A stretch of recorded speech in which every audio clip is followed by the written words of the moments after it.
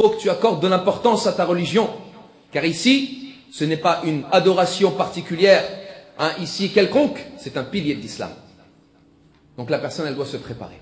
Donc on termine avec cette conclusion, ayyuhal ahbab. On se rappelle, le mois de Sha'ban est arrivé. Il est rentré il y a quelques jours. Donc il nous reste moins de 30 jours avant que Ramadan arrive. Première des choses, ayyuhal ahbab, préparation scientifique. Avant même la préparation scientifique, comme le faisaient les compagnons sahaba, invoquer Allah Jalla wa Ala qu'il nous fasse parvenir et atteindre Ramadan. Car on n'a pas la garantie de vivre jusqu'à Ramadan.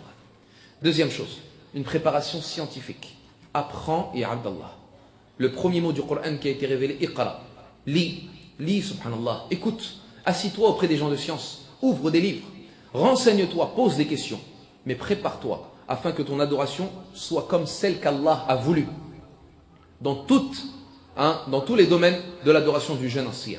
Deuxièmement, une préparation également, préparation scientifique également concernant quels objectifs attend Allah de toi durant le jeûne ancien.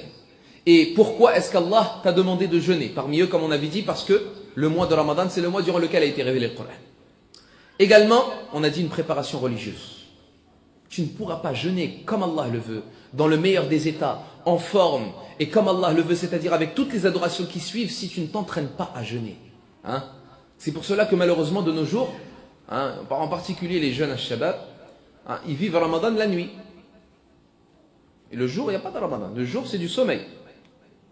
Ils dorment jusqu'à l'Asr. Après, il ne reste que l'Asr, le Maghrib. Après, tu dis, je jeûnais 18 heures.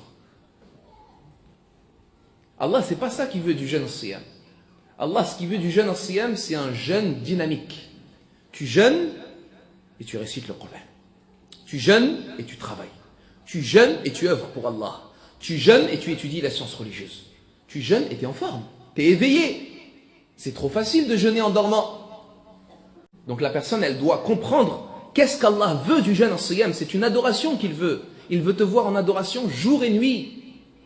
Et je ne te parle même pas de la nuit, où est-ce que la nuit, il y a le tarawih, et après il y a toute la deuxième partie de la nuit. Discussion, perte de temps, plaisanterie. Alors que c'est un mois durant lequel Allah il descend sa miséricorde al-Rahman. Je ne dis pas qu'il est interdit de plaisanter. Mais, ayyam ma'doudat. C'est des jours déterminés, tu ne peux pas te permettre de perdre ton temps. Il faut en profiter de la première minute, de la première nuit du mois de Ramadan jusqu'à la dernière.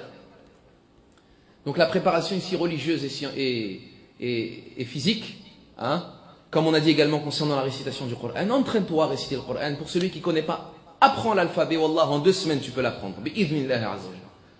Tu apprends à lire, tu récites, tu t'entraînes, 1 page, 2 pages, 3 pages, 10 pages. Ce n'est que hasanat.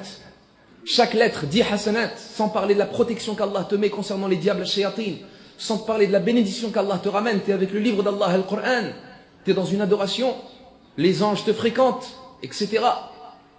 Puis, et en dernier lieu, la préparation spirituelle, c'est-à-dire ton engagement que tu donnes à Allah Jalla wa Ala. Ramadan, tu désires tourner une nouvelle page.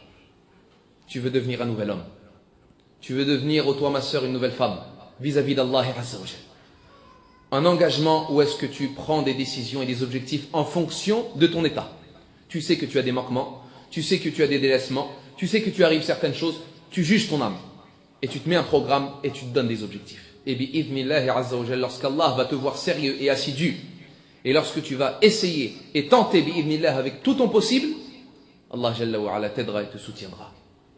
Mais quant à celui qui pour lui Ramadan est une contrainte ou un fardeau, il y a malheureusement des gens dans la communauté pour lesquels Ramadan c'est le mois durant lequel ils devront malheureusement faire semblant d'adorer Allah, ils devront se retenir quant à manger et boire alors qu'ils ne le veulent pas.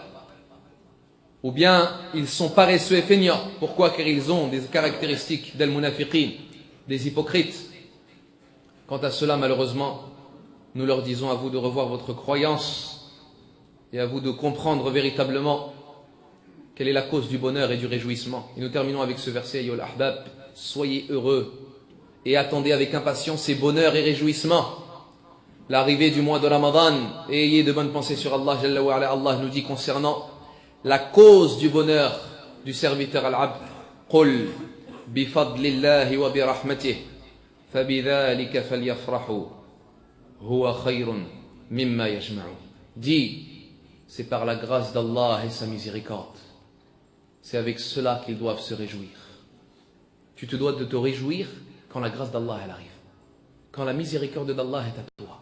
C'est à ce moment-là que tu es le plus heureux, le plus épanoui. قُلْ بِفَضْلِ اللَّهِ وَبِرَحْمَتِهِ فَبِذَلِكَ فَلْيَفْرَحُوا هُوَ خَيْرٌ مِمَّا يَجْمَعُونَ. Tout ceci est meilleur que tout ce qu'ils amassent en argent et en richesse. Ainsi, ayyuhal ahbab, préparez-vous. Vous avez quelques jours, une vingtaine, 25 jours pour vous remettre en cause, pour vous préparer, pour vous entraîner, pour vous exercer, pour vous engager. Et bi'idhnillahi azza wa jal, être prêt lorsqu'arrive 1 ou 2 jours avant Ramadan, d'être prêt bi'idhnillahi azza wa jal à accueillir ce noble invité qui nous vient une fois par an avec les miséricordes et les senteurs agréables d'Allah Jalla wa Ala.